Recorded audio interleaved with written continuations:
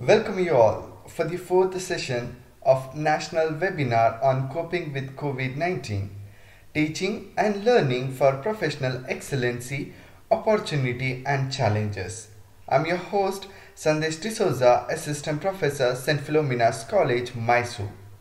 Today among us we have Dharmendra B. Mehta, ex-IRS.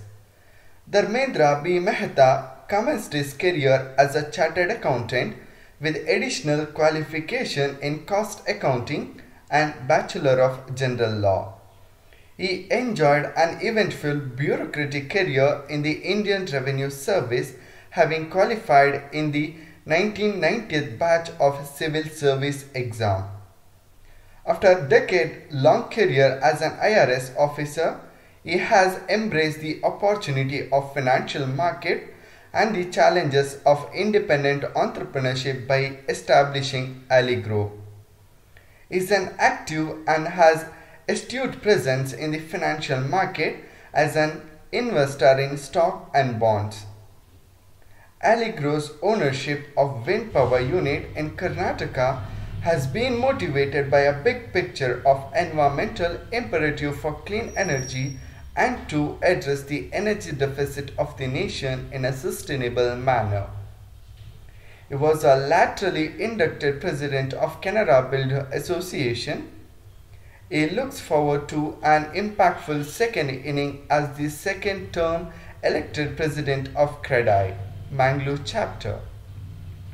He has been a director on the board of Mangalore Stock Exchange for 8 years and till recently a two-term elected director on the board of Interconnected Stock Exchange of India, Mumbai. He is actively sought on speaking platform for expertise on various financial and trade related subjects. Over to you, sir. Yeah, thank you so much. And it's my pleasure to be with you all this evening. The topic of discussion today is the impact of COVID-19 on the Indian economy. Now, this is a very hot subject that's being debated all across the media and even in the social media. That what's happening to the Indian economy and what's in store for the future of each and every citizen of India. Before I launch into the discourse on the subject, I would like to first make a few concepts clear if some of the participants are not aware of those things. Uh, the gross domestic product is defined in two different ways. One is the real GDP that measures the gross domestic product at factor prices. In India, the latest factor prices are 2011 and 12. So when we say GDP of 1920, it is valued at the factor prices of 2011 and 12. That's called the real GDP. The other aspect of GDP is the nominal GDP. The nominal GDP factors into the current prices. So basically what we mean by current prices, it factors into the inflation also. So the nominal GDP of 1920 will be at the current prices. Let us understand one more concept, that is gross value addition. Now what's the difference between the GDP and the gross value additions?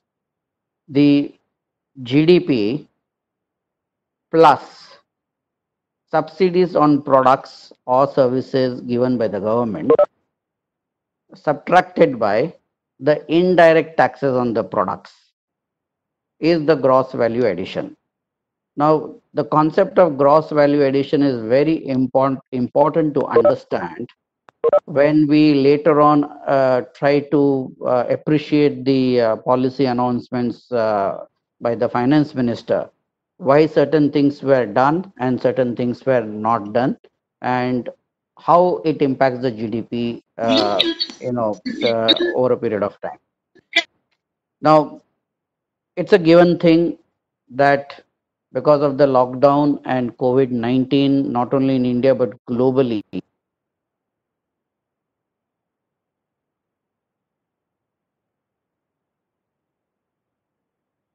The global GDP is now estimated for 2020.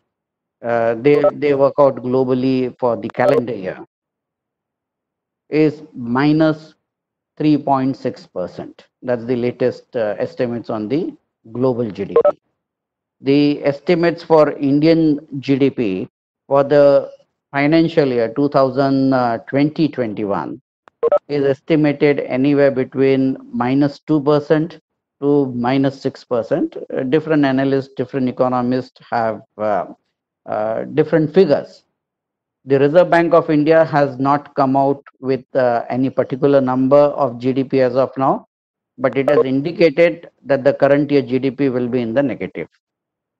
The Indian government has not come out with any estimates on the current year's GDP. It is only based on the estimates given by the various economists and statisticians. Now, having understood the backdrop of the current year GDP being minus 2 to minus 6%, what do we mean by that? Let us look at 2019-20 financial year last year. What was the real GDP? The real GDP was 145 lakh crores for the previous year. The nominal GDP for the previous year, that means GDP plus increases in the price, that is inflation accounted for, is 203 lakh crores for the previous financial year. In the ordinary course, we were looking forward, as per the estimates of the RBI and the government, the current year GDP growth at around 5%, which would have taken the nominal GDP to close to 213 lakh crores, and the real GDP, it would have been around 153 lakh crores. Now, having understood that, what do we mean by minus 5% GDP in terms of real and nominal? Now, instead of real GDP being at 153 lakh estimated, it would be now 138 lakh crores. So there's a 15 lakhs reduction in the GDP from the estimated figures to the current year's figures which are predicted. The nominal GDP would be, instead of 213 lakh projected figures prior to COVID, would be now reduced to close to 187 to 188 lakh crores, which is a shortfall of 25 lakh crores, inflation accounted for. Now, when we analyze the figures of this real GDP and nominal GDP for the year 1920, that is 145 lakh crores and 203 lakh crores, there's a difference of 40%. So in short, this 40% accounts for a combined industrial price inflation and the consumer price inflation. Put together, in the last 8 years, the inflation has been as a ballpark figure of 40% over a period of 8 years. Now, the industrial price inflation is always very, very tough to move up. So it's always much lower than the consumer price inflation. Consumer price inflation is very volatile because it, even on a small supply end, if there's a problem, the prices of vegetables and perishables and various other commodities which are consumed shoots up immediately. So it is very, very volatile. Whereas industrial price inflation is a very stable inflation, and it only goes up if there's a huge private investment which has happened, but at the same time, the demand has not picked up. then the inflation can be on the higher side at that point. Now, having understood the difference between the real GDP, the nominal GDP, and the the percentage point difference, how does it fare with people at large? Now when I say people at large, I categorize them into three categories. One is the business class. The other category is the salaried employed class. The third category is the people who earn wages. This comes from agricultural labor wages, skilled wages, unskilled wages, and so on and so forth. Now, the business class, they normally look at asset class inflation. Now, the asset class inflation over the last 8 years has been reasonably around 10 to 11%. When you look at the employees, they have got a salary increase on an average in the last 8 years of around 12% per annum. Whereas when you look at the worker class, they have got on an average wages increase of around 6% per annum. Now, how each of these different categories uh, gets juxtaposed to the increase in the nominal GDP. Now, when you look at the working class with on an average 6% salary increase, and if 2012 is taken as a base year, today the wages would be at 159. Vis-a-vis the GDP at 11-12 base price, the nominal GDP is 140 basis point. So the wages have gone up on a much higher scale compared to uh, the nominal GDP. So the last few years, even the workers' actual purchasing power has been better. The salaried class, they had a very good run in the last 8 years, and that partly explains why there is an asset inflation, be it the stock market, be it the gold price, be it the real estate. These are all the avenues for investment for the salaried class and the business classes. So, salaried class, if 2012 is the base price at 100, today the index of salaried class salary stands at 247, whereas the inflation at the GDP level is only 40%. So, salaried class purchasing power has gone up tremendously, which explains why the salaried classes are able to buy apartments, more vehicles, go on a holiday, travel, get good education and health for themselves and children, and so on and so forth. And business class is anyway doing much better as the asset class inflation is anyway good. Now, having understood this in retrospect, how would the government look at the policies post COVID, and how will it impact the people at large, understanding the sectoral impact on each of these classes? Now,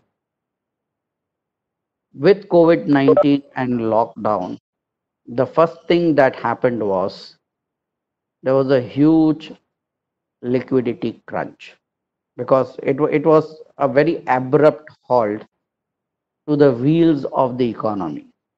Now, whenever you have an abrupt halt to the wheels of the economy, the first thing that gets really severely impacted is liquidity.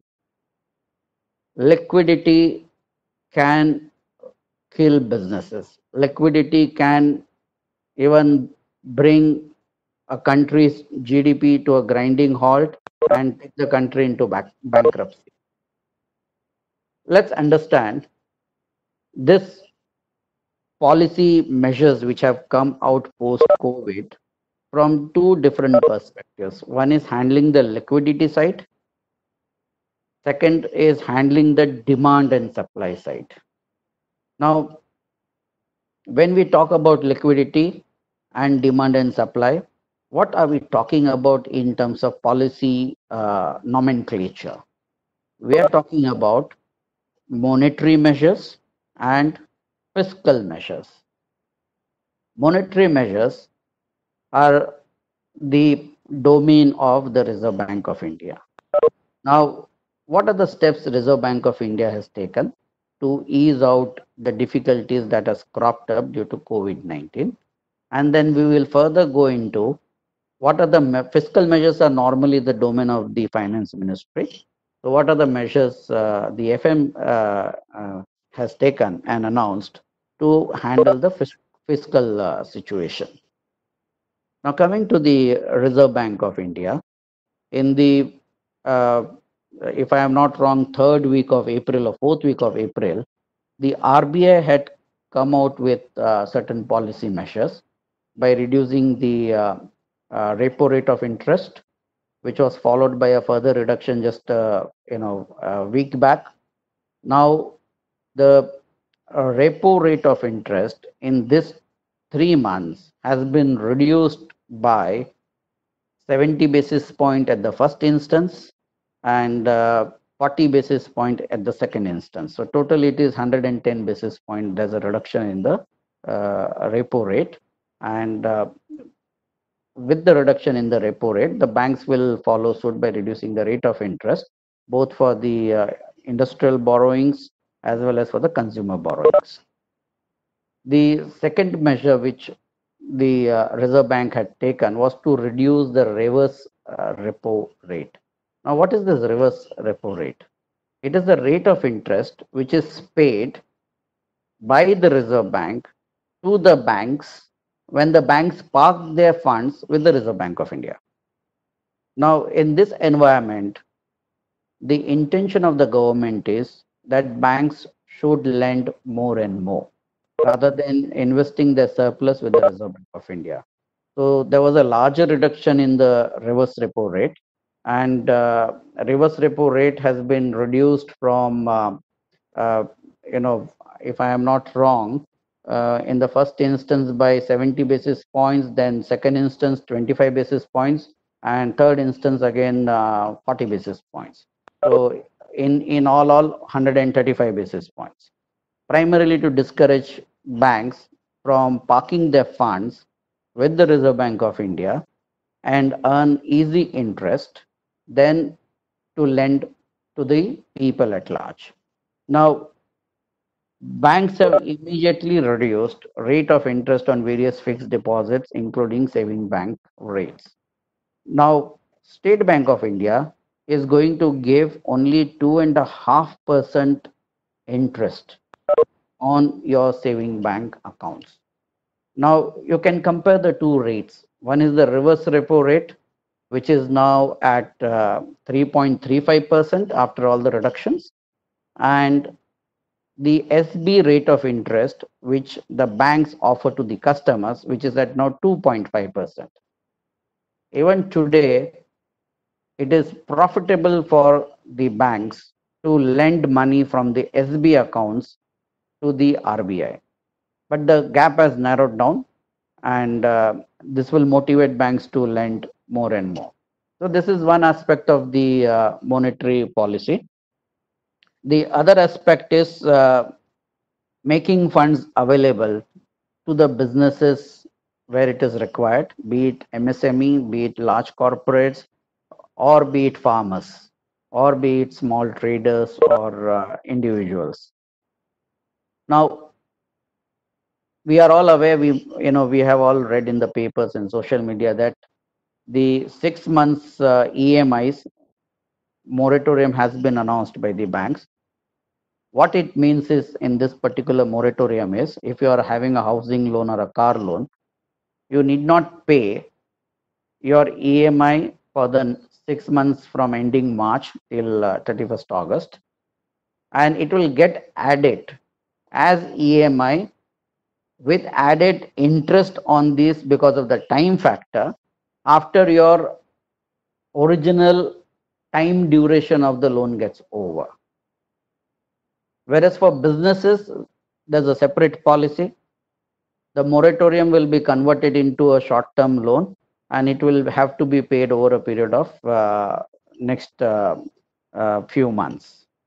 I'm not going into details because otherwise it will get too technical. Now, in this policy issues, government has looked at various aspects. One is the liquidity. I'll just go through how the liquidity has been enhanced to the various sectors that is required by the RBI.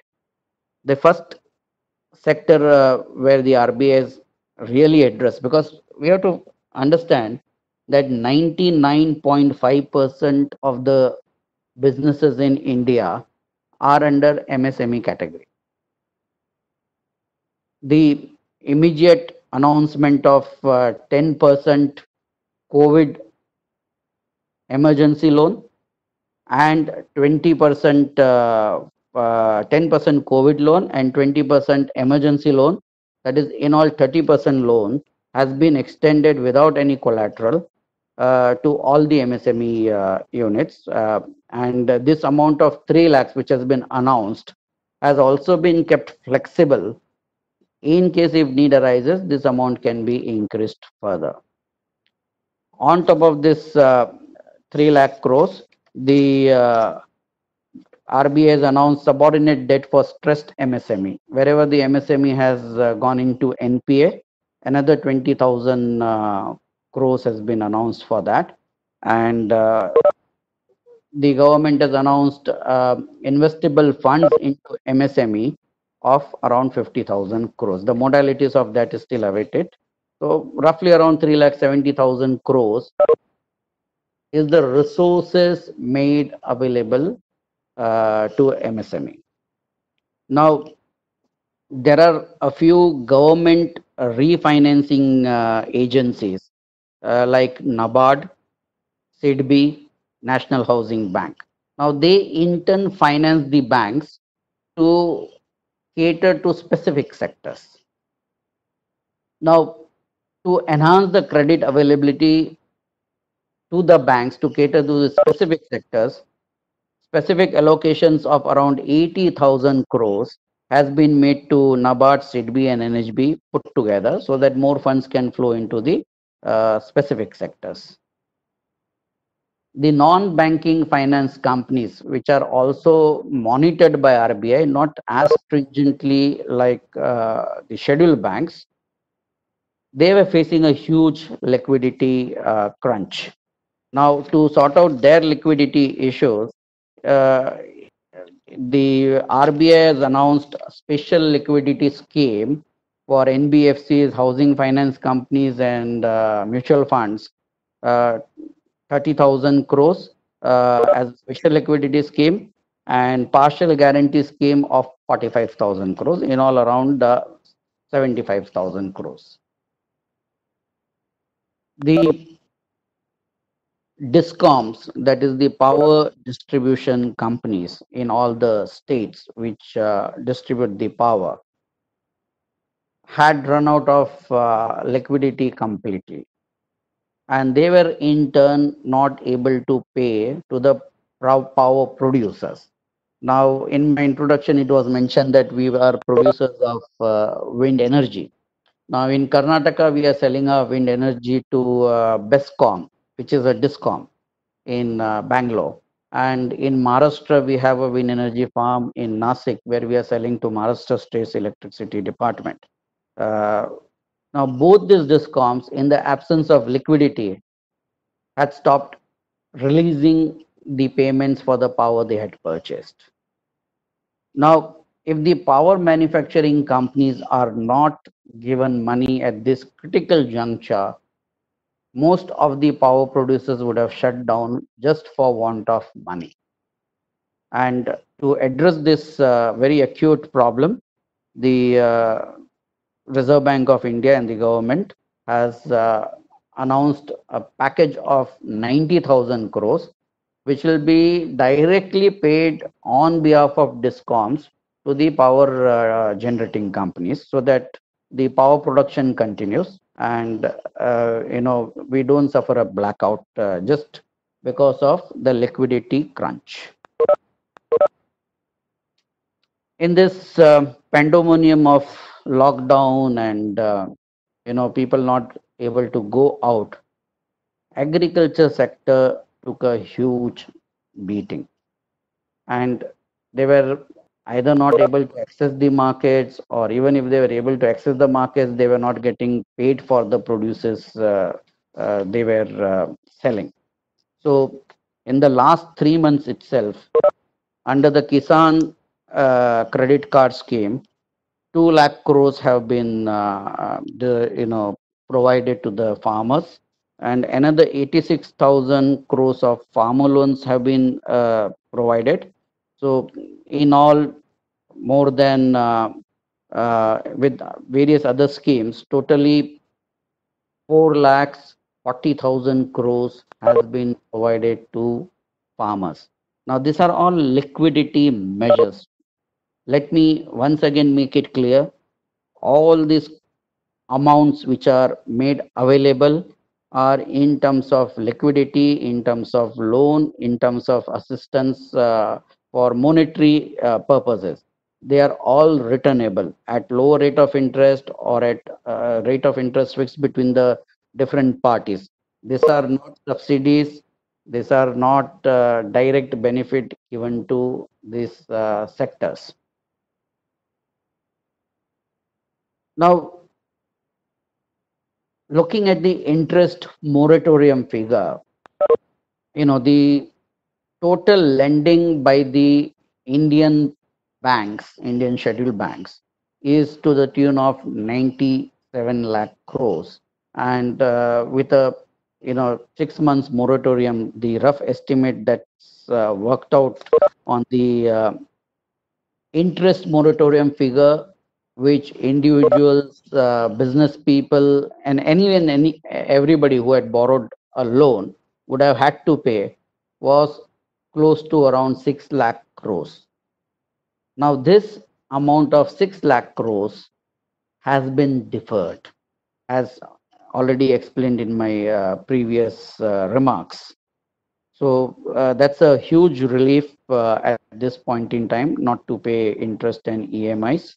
And just the other day, the cabinet has approved a proposal to not to invoke uh, any bankruptcy proceedings by the banks or NBFCs against any individual or company which has borrowed money for a period of 6 months, which can be extended to 1 year under the Indian Bankruptcy Code. So again, that's a big relief, because all these moratoriums, what has been announced, will not become an NPA, and there will be no proceedings, for attachment of properties and so on and so forth. Now, this were the liquidity measures which were brought in about with the banks and with NBFCs and people at large. The finance ministry, now coming to the fiscal measures, had announced certain measures which would directly lead to an increase in the fiscal deficit, because government will have to borrow to fund this particular measures. The total fiscal measures, you may be hearing different figures in social media, ranging from 1% of fiscal deficit to 2.5%, 3% of fiscal deficit, ranging from 2 lakh crores to 6, 7 lakh crores. But I did a rough working of the all the measures put together. It works out to close to 740,000 crores. That is 7,40,000 crores, which is close to 3.5% of the GDP. And this includes the announcement made by the finance ministry of allowing states to borrow under the fiscal monetary policy. Earlier, it was restricted to 3% of the state GDP. Now they have allowed them to borrow up to 5% of the state GDP, and they can straight away borrow the additional 1% without any conditions, and the balance 1%, there have been reform conditions attached to it. And if they comply with those reforms, incrementally over a period of time, they can borrow that another 1% on case to case basis. So that is one aspect of expenditure which most economist or news media has not taken into account. The second aspect which I have added and which many have not taken into account is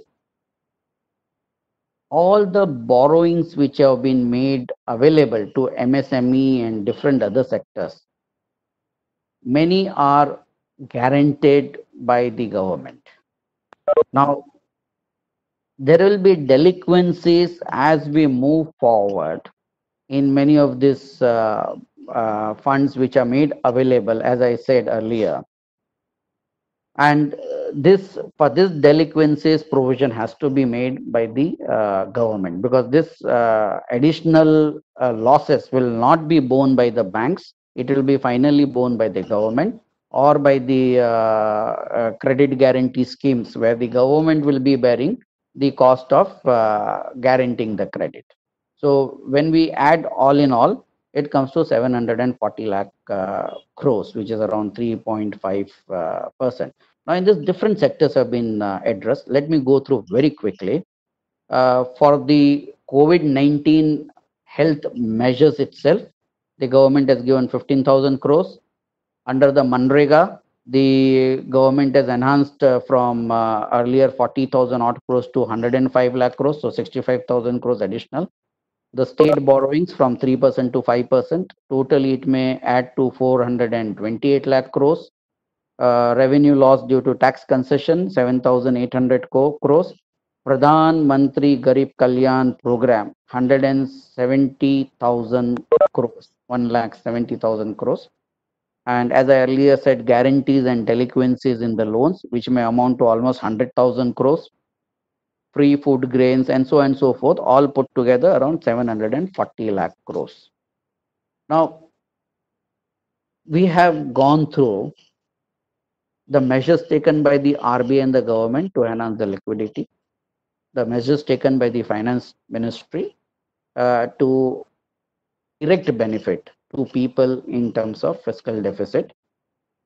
Now, let's look at the investments what the government has announced due to this special package. At the outset, the investment announced by the government is very, very disappointing. This is the time when public spending had to be at its peak, because private capital creation is not going to happen. In fact, private capital creation was falling year after year in the last 3 years. And in this time of lockdown and total economic crisis, we do not expect private capital, private investment happening. So the government had to step in a large way. But apart from the public spending, which has already been announced in the budget of 2021, the additional public spending announced is very, very meager. And that's a big area of concern and disappointment, because the only way to kickstart the economy at this point is not by any other means. You can give direct benefit transfers to people, you can incentivize industries, but all this will take time. The best and the fastest way was to by public spending, and that in that area there's a huge disappointment. And the total amount which is going to be incrementally in the public spending in terms of infrastructure and investments is only 184 lakh crores. And if I go through this, it is food and micro enterprises 10,000 crores, the gate level agri infra investment through a agri infra fund of 100,000 crores, animal husbandry development fund for taking the animal the live cattle stock to a new high of 15,000 crores. Then funds for MSME 50,000 crores, and investment in fisheries 9,000 crores. Now this is very very meager. There is no big time, big ticket public spending in uh, the infrastructure sector as we understand, like roads, highways, airports, new ports, you know, new factories, new, new railways, and so on and so forth. Uh, that is really a disappointment. Now, apart from doing all this in a package which comes to close to around more than 20 lakh crores, which includes both the monetary and the fiscal part of it. The central government has given a helping hand to the state governments as well. The first helping hand was given in terms of the health expenditure for COVID. So that amount of 15,000 crores was given to all the states put together, so that various infrastructure to fight COVID-19 can be created at the district level. Then the total other package given to the states is to the tune of 73,000 crores, which is as the devolution of taxes 46,000 crores, which is ahead of the budget estimates. The revenue deficit grants of 12,000 crores, advance release of SDRF around 11,000 crores, then anti-COVID activities around 4,000 crores, and so on and so forth. The other additional liquidity measures which were given to the states was ways and means advance limits was increased from 50% to 60%, and then increase in borrowings, as I mentioned earlier, was increased from 3% to 5% of the state's gross domestic product, and so on and so forth. Uh, a helping hand has been extended to the states as well. Now, the other aspect, what the industrialist and various sectors of the businesses were looking forward, was direct assistance to the industries which have been very very adversely affected. We all know, aviation industry, tourism industry, and various other industrial sectors, including banking, has a direct negative impact. The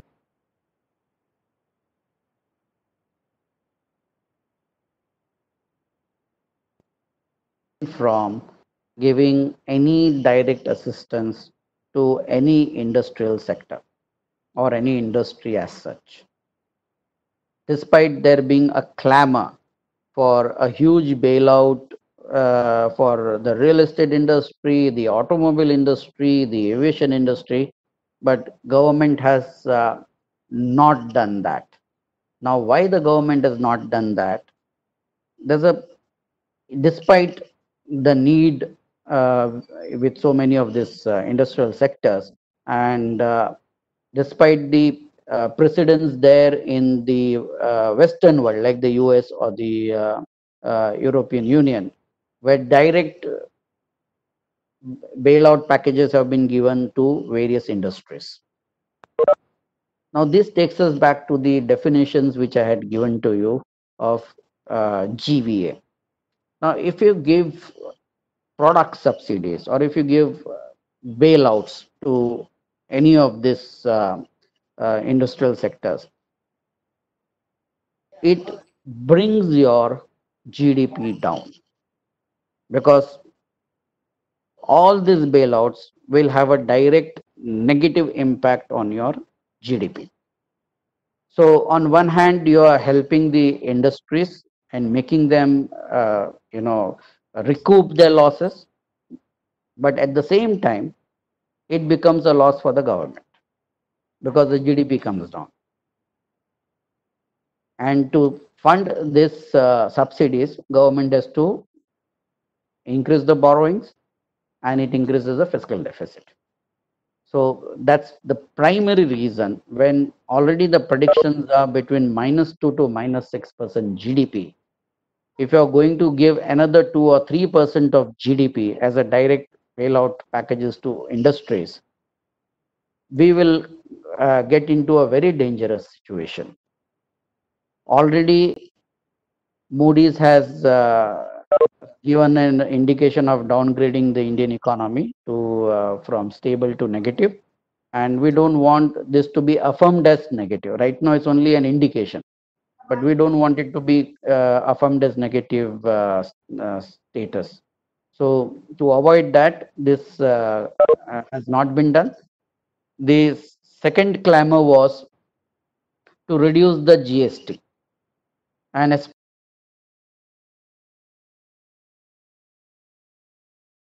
yeah, so what I was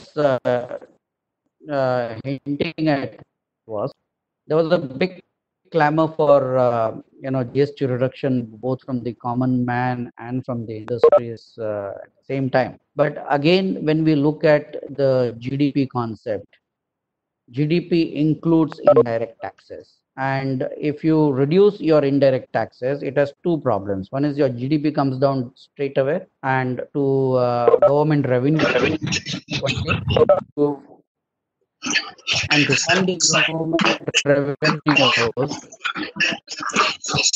the government will have to borrow more. That will increase the fiscal deficit greatly. Am I audible clearly?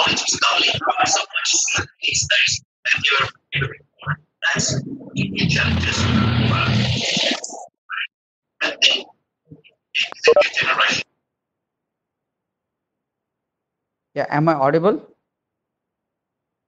Yes, audible Yeah. enough. So Audible enough. Thank you, sir. yeah.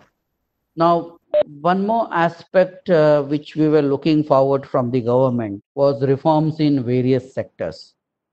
Now, government has announced reforms in a few sectors like making coal and minerals open for mining and selling for everybody, delinking it from the actual usage requirement, opening up defense sectors in to the extent possible so that private manufacturers can get into defense manufacturing, privatizing power discoms in union territory as a sample case, which if it's successful can also be taken forward into different states as well. Certain steps in ease of doing business where the decriminalization of corporate laws have been proposed, and to a certain extent the largest reform that has happened is in the agriculture sector by delinking the mandis where farmers had to compulsorily sell. Now farmers can sell to anybody anywhere within India, outside India, and allowing contract farming to commence, which will bring in corporate farming, large scale farming with new technologies. So even land which was considered as arid or cultivated,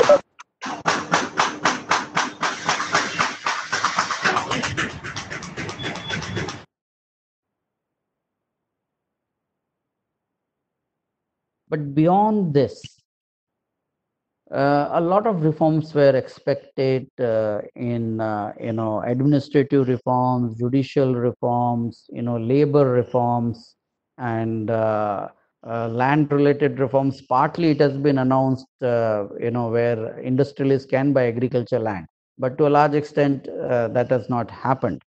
Then opening up various sectors for FDI, where some sectors are open and a lot of sectors still require the government permission. Now, those reforms are still awaited. This was a very opportune time for the government to come out with the reforms in these sectors as well. But I hope government takes this opportunity and maybe in the next couple of months more reforms get announced. But the reforms will help to revive our economy and to put the economy on a fast growth trajectory in the longer term. It will not bring in any immediate benefit, but definitely it will bring in benefits in the longer term. And especially when we are looking at the industries which may be wanting to shift out of China into India, some of these reforms are definitely required. So government is hoping that almost $100 billion plus investments will move into India because of this COVID factor and China related issues. Uh, but unless and until reforms are carried out in labor sector and the land sector, um, there may not be the response from the this global manufacturers as the Indian economy is expecting. The other aspect which government has fallen short is to address the demand side. Now, by creating liquidity and various other facilities, uh, the supply side has been addressed to a great extent. But what happens even if, say, me as a real estate developer, if I am getting loans from the banks and if I put up huge apartment complexes, where's the demand? And what's the government done to address the demand? So the demand sector has largely been left unaddressed, barring just helping out the poor people through Pradhan Mantri Garib Kalyan package and the farmers and others. That may have a benefit to the rural economy and the rural products. But what happens to you know, the urban economy, which is the biggest contributor to the GDP? So unless and until the demand side is addressed, the supply side address will only ease the situation but will not add to the gross domestic product. So that concern still remains, and the FM has come out with a statement just the other day that no further packages will be announced, and that puts a lid to the fiscal packages that's been announced till date. Now, with all this, just to summarize, my personal calculation takes the current year GDP to -5 to -6% at the real GDP level, not at the nominal GDP level. Nominal GDP level, it may be slightly better because last year's nominal GDP growth rate was 7.2%. This year, we look at it as -4% growth in nominal GDP because the inflation will be slightly higher. The fiscal deficit, which was close to 3.8% projected last year, but has gone up to 4.6%. That is the central level fiscal deficit. It may cross. It may come close to 6% or even cross it. And if you add the state level fiscal deficit, which was close to 3.5% last year, this year it may go up to 4% to 4.5%.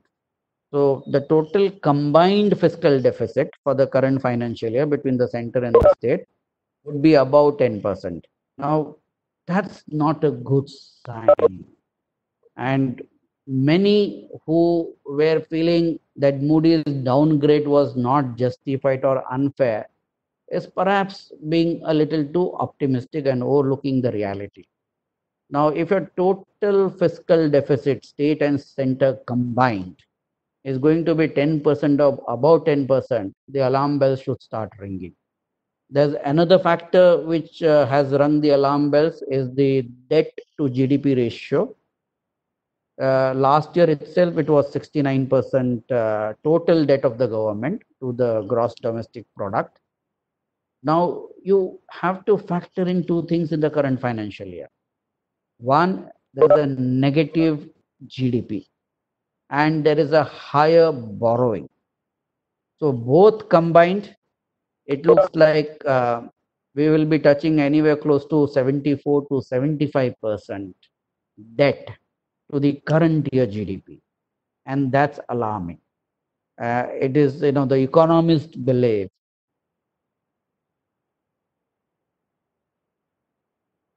you are in a danger of becoming a economically banana republic. And we don't want to get into the situation where, Argentina is currently or into in that category, because Brazil's debt to GDP is already above 80%. It's now 81%. So we don't want to end up in that kind of a scenario. And to bring the debt to GDP ratio down, we will have to grow in FY22 to FY27 at a minimum of 8 to 9%. Then only we will be able to bring things back to sub 70%, and which is very, very critical. If we fail, we are at a crux right now. If our economy fails, we really end up into a disaster zone where, you know, every economic parameters will start looking ugly. But hopefully that will not happen, because our domestic economy is very resilient. Our internal demand and supply mechanism will start working, you know, on all throttles, hopefully, and things will work out. And looking forward to a better economy for our country. With this, I would bring my discussion on this to an end. And now I'm open for questions. Thank you so much.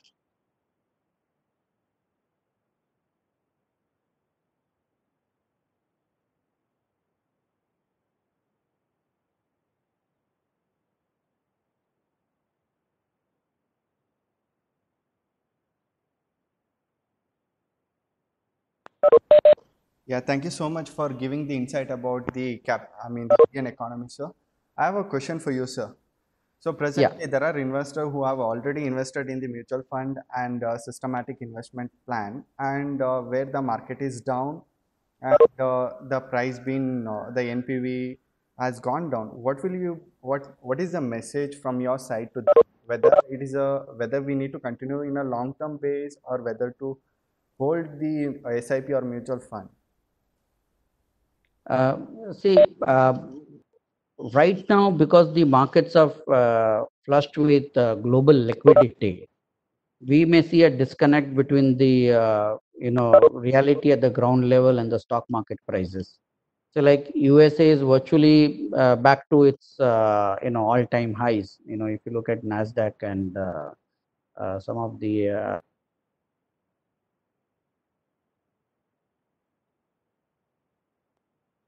continue till the time the liquidity is there in the system. My advice to investors is continue investing, because the government will keep coming with reforms, and unless and until Indian economy grows at 8 to 9% for the next 5 years, we will be in trouble. The government understands this very, very clearly. The Reserve Bank of India understands this very clearly. And if we are going to grow at 8 to 9% in the next few years, this year it's a washout. Next year it's a recovery period. We will have maybe a higher GDP than even 8 to 9, because it's a bounce back year of GDP. But even if you look at average 8 to 9% from 2022 to 2027, uh, the stock markets will reward the investors. So look at it as a long term for 5 years. And with every dip, you will get more opportunities in the next 6 months. Markets will show at times correction. With every dip, if you're looking at long term, keep adding, because this is one area of investment which will give you better returns. Thank you, sir. There is a question from Dr. Subhashini. What way real estate companies would themselves to change normal in new strategy to industry themselves continue to contribute to the GDP even without any such direct assistance? how the real estate Now, companies can collaborate and diversified or switch over. What is a recessional strategy? no, now let's look at the real estate business. It has a different way of looking at things than the consumer products or industrial products. Housing is a basic need for all human beings, and this is not a product which can be manufactured first, then displayed on the shelf, and then people come and consume it. If there's a need, there will be supply. So the supply is created basically taking need into calculation. Now there can be temporary disruptions in the demand paradigm. uh, right now we are facing one such disruption. The This particular disruption will come to an end within 12 months. So real estate is not so very worried about this particular 12 months period. The real estate is worried about cascading taxes. Apart from GST, there are so many different levels of taxes. See, when we go for license, we have to pay all kind of taxes and license fees and drainage fees and lake development fees, road development fees, all kind of fees is collected by the local authorities. Then you get the construction license.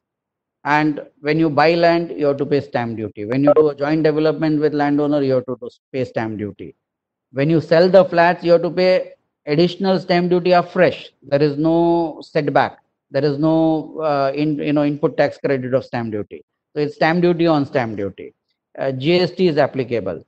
Now, some of the raw materials used by the real estate industry, say like cement, the highest GST is on cement. It's 28%, and it's unaffordable. Like it has been clubbed along with the luxuries and the sin goods, and that is the level of taxation on the real estate. The other aspect when we look at real estate is the time taken to give the license and the permissions. Our ease of doing business, we have improved tremendously from 140 odd to 63. But ease of doing business for real estate has just gone nowhere. Even today, it takes anywhere between 1 year to 2 years to get a construction license. And that is after the developer buys the land. So unless and until there are reforms in the land areas, the permission areas, the licensing areas, and the different levels of taxes like stamp duty by the state government, GST by the central government, unless and until all these are resolved, the real estate pricing will not come down.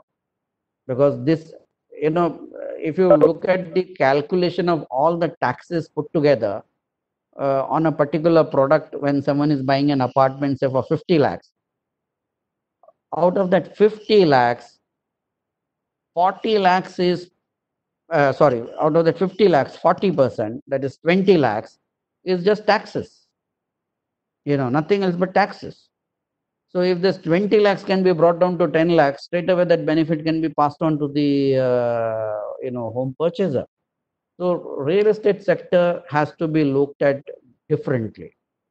And if you look at even income tax, there are notional provisions for taxation. So like as a developer, if I have in an apartment building of say 100 flats, 40 are unsold. After 1 year of my completion, I have to pay a notional rent I have to pay income tax on the notional rent on those 40 flats. This kind of notional income has been added to the real estate. So in all, real estate sector is a very heavily taxed sector. The inefficiencies are very high. This is one sector where we have to deal with three different levels of government. One is the local government, then the state government, and the central government. And unless and until we bring in reforms, we will not be able to reduce prices and will not be able to bring in efficiencies. As to the innovation in the products, minor innovations are happening. It's an ongoing process, be it apartments or commercial or retail. A lot of innovations are already happening in the style of construction and the system of construction. There was a time when a particular building would take 4 years or 5 years to complete. Today, with the advancement in technology, we can complete it in even in less than a year. It just depends. If there's a demand, we can even have a prefabricated high-rise building and complete it in matter of months. So technology is definitely playing a big role. The other area of technology which real estate sector has tapped into is online marketing. Now today, like you buy things on Amazon, today you can go to any builder's site, you can look at the products, you can book an apartment, you can confirm the reservation online, you can make the advance payment online, and those benefits are available today. That's during the lockdown also, many of the real estate developers could sell. So like the latest report that came from Loda developers in Bombay, in this last 2 months of lockdown, they have sold 1,000 apartments. Godrej Properties has sold 500 apartments in this last 3 months of lockdown, without opening the offices and without customers visiting the site or office. So there's a huge revolution going on in the marketing area as well. And if this cascading effect of taxes and the ease of doing business comes into real estate, I am sure we can bring down the prices by 15 to 20% very easily. Thank you so much for your simplified answer, sir. There is a one more question. So, is it advisable for a new investor to invest in stock exchange? Is it advisable? See, when we say investment in the stock market, we need to have a holistic picture of an investor. First, spread out your investment in gold, in the equity, and in real estate and certain debt funds, whether it is investment in government securities or uh, mutual funds which are offering you corporate bonds or public sector bonds or such fixed interest options. So your portfolio, your investment should have investments in all these four sectors. Now, stock market is looking as a good option for the new investor to begin from here on because the markets have corrected. We may see one more correction as we move forward, maybe in the next 3 months or so, and that would be a absolutely fantastic opportunity to get invested in a big way. But if someone wants to start SIP, this is the right time to start an SIP. Gold, if somebody had invested earlier, would have got good benefits now, because from over just 1 year, from 35,000 odd, gold had already moved to 49,000. So now incremental gold investment I would discourage because it may not give you the same returns. The fixed instrument returns will be still better. Anything above 6% looks good because the rate of interest will keep falling. You will be surprised to see SB account, saving bank, which was earlier giving 4% and 5%. Now it's giving only 2.5%, and I won't be surprised if it comes down to even 2% or sub 2%. Same thing will happen with your fixed deposits. So anything that gives you above 6%, you can lock in for the next 5 years or 10 years because that will be a good rate of return. And I would suggest one can start looking at the real estate sector also, because not to forget, real estate sector peaked out in 2014-15, and real estate sector was already in correction for the last 4 years. And post COVID, we are seeing a further price correction of 10 to 15%. So if you look at the last 5 years time correction and the price correction, real estate looks very, very comfortably priced at this juncture. At this juncture, builders are willing to offer a good discount.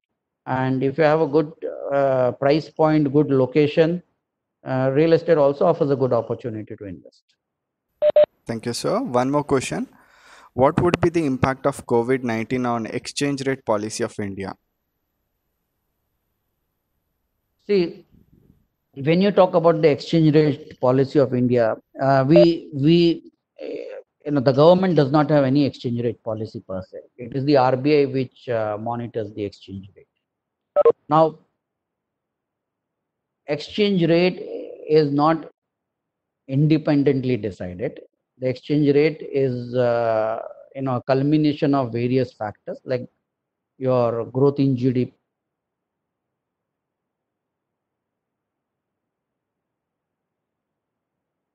for your forex reserves, your current account deficits, all combined uh, becomes a market. These are all market variables. Based on these variables, the market determines the exchange rate. The RBI only intervenes when there's a movement, sharp movement in either direction. Either direction means if the rupee is becoming suddenly too strong, the RBI intervenes. If the rupee becomes suddenly very weak, the RBI intervenes. If there's a sudden demand surge in the dollars, the RBI intervenes. So there is no prefixed rate policy with the RBI. It's basically a market dependent exchange rate that gets fixed in the forex market. Now, the Indian rupee has depreciated in the last few months from 70 odd level to now 75, 76 levels. We are almost a 7 to 8% depreciation. Now, you look at the forex reserves. Today, at 493 billion, we are sitting at the highest forex reserves ever in India. And these forex reserves have gone up by $20 billion during the COVID period. So our exchange rate has not, our rupee has not depreciated for lack of forex.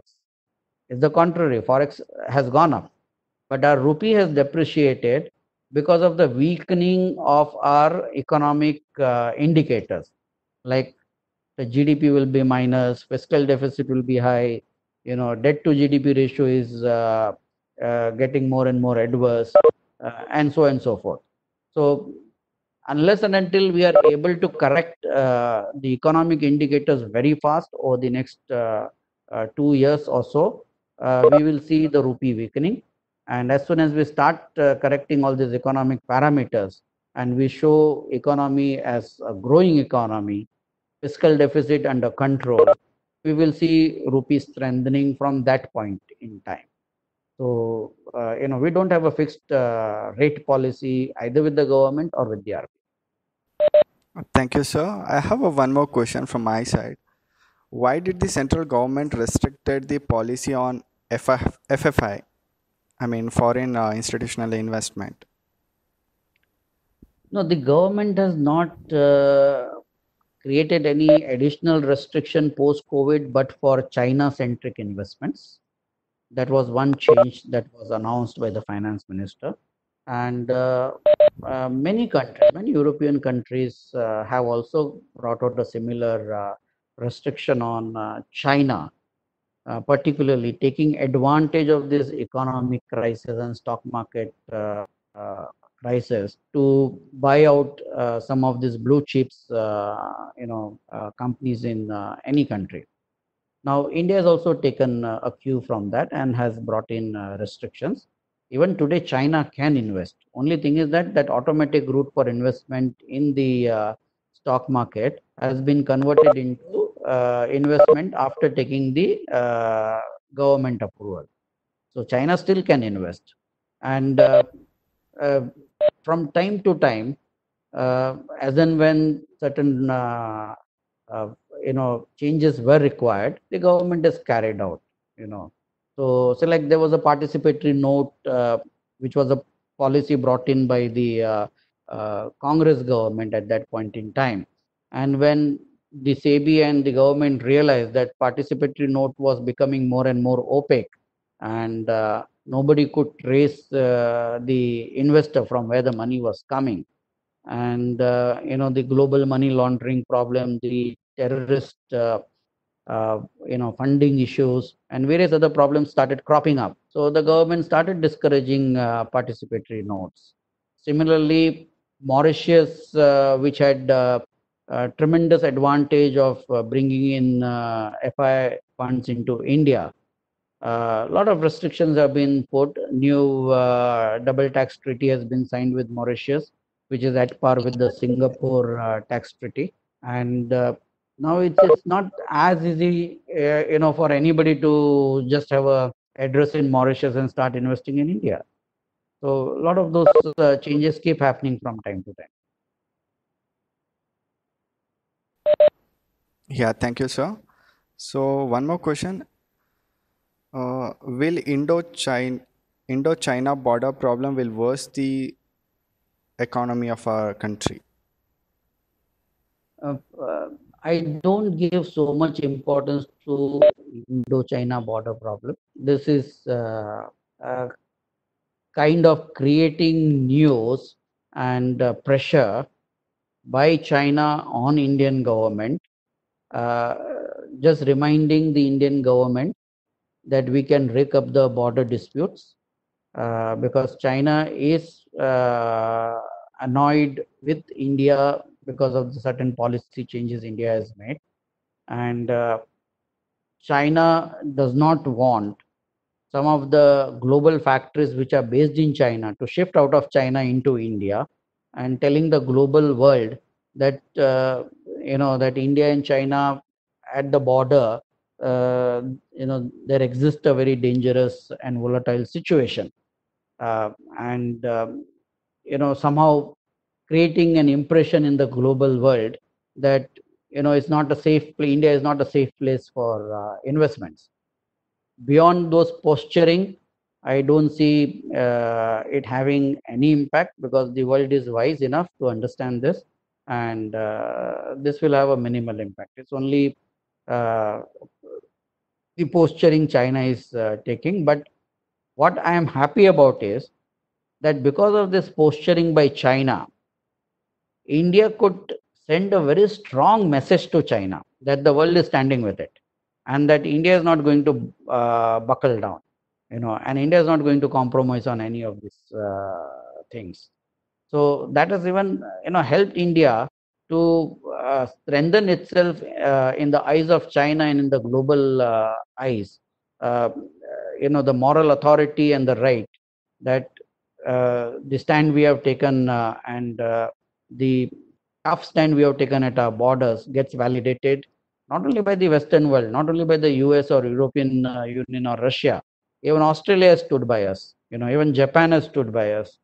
So that has helped to consolidate, our position in the global play of, strength, democratic and military strength.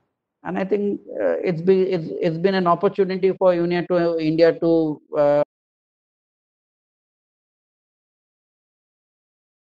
Good evening to one and all. I'm very happy that all of you have taken part actively in the past, from yesterday to today, 2 days in this webinar. Pandemic situations are not new to us. In the past, there have been so many pandemic situations. But life is such that we need to fight against that situation and come out for a better society. And I hope this webinar has helped all of you to fight against and come up professionally very strongly at this situation, and to say to the whole world that humanity and human beings can't be defeated always. In unity we can come up surely. I'm happy that all of you have participated in this webinar with this Philomite family. I hope it would have been very useful and helpful for all of you for your professional development. Thank you so much for your active participation. God bless you all. Have great days to have. Good evening all. It's my privilege to propose vote of thanks. I would like to extend my heartfelt thanks to our Rector, Manager, Reverend Father Dr. Bernard Prakash Barnes, Vice Rector Father Maria Xavier, Principal Dr. Ruth Shantkumari, Campus Administrator Father Roxanne Thomas Barus, and all management team. It's my privilege to thank our honorable speakers, Mr. Dharmendra Mehta, Professor Uday Chandra, Mr. Yonil D'Souza, Professor Manoj Lewis for their meaningful session. I would like to thank Dean of Commerce and Management, Dr. Reena Francis, Head of Department BBA, Mr. Chandan Samuel, and faculty members of Commerce and Management. I would also like to thank Professor Babu and Mr. John Joseph for their technical support. Last but not least, I thank our program coordinators, Dr. Sunil D'Souza and Mr. Sandesh D'Souza. Thank you one and all for all your time and patience. Thank you.